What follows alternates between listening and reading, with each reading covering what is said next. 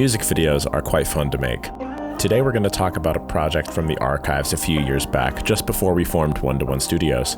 We'll talk about how we made this music video on a shoestring budget, from the ideation phase through the production phase.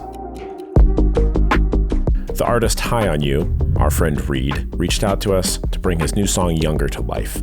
YNGR is essentially a love letter to my younger self. It's all about letting go of the constant need and desire to chase ambition. Instead, it's about letting go and just realizing, oh, you can just be okay being yourself. But before we could begin the brainstorm, we had to take account of our resources. How much budget was there to work with? What gear would we need to rent? We're in Missoula, Montana, so there's not much in the way of film studios to film in. So how could we really stretch this budget to the max? That meant calling in favors and filming in the one place you always have access, your home.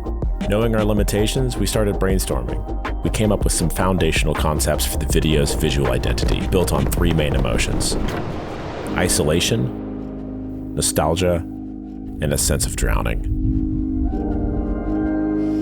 Our first location was in Reid's personal bedroom. We wanted to flip the room to get two very different looks. The first look was a sea of balloons. We spent quite some time blowing up dozens and dozens of pink balloons, something we swore we would never do again, only to do it again years later, but that's a story for another time. This scene was supposed to be visually striking while conveying an abstract sense of drowning and isolation.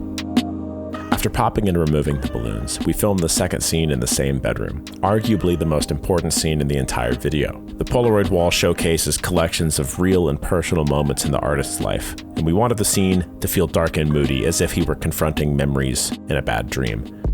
We lit the scene primarily through a window and added a splash of haze, wanting to keep the contrast high and the shadows long. The next day, we ratchet-strapped Lane into the back of a crew member's car and cruised around the South Hills of Missoula, filming Reid on the skateboard. We wanted this to feel somewhat lonely, in the way that you might go for a walk to clear your head. After skating around, it was time to film the primary performance scene. The roof was just another location that we could use at Reid's house, but it was also where we filmed the sequence that would be the glue to my favorite part of the video, the drowning. First, we had to have Reid fall off the roof. Safety is important, but so is getting the shot, so we met that idea in the middle by throwing a large crash pad on top of a car and having spotters at the ready in case he bounced off. After some careful spotting, we got the shots we needed. The plan was to do a sort of match cut from the rooftop fall to the drowning splash. The pool scene was where we got to really explore the drowning emotion. It happens at a part of the song where the listener almost feels underwater.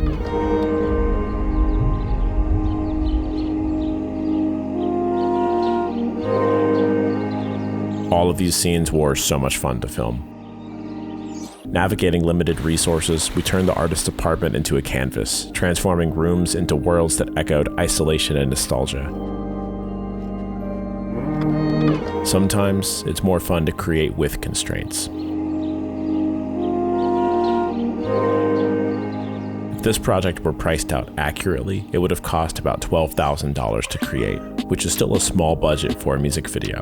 But this was a personal project, and by calling in favors and minimizing costs, we were able to keep expenses to about $2,000. Check out our updated and most recent music video work on our website at 1to1studios.com. If you enjoyed watching, go ahead and subscribe for more video and branding-based content. See you next time.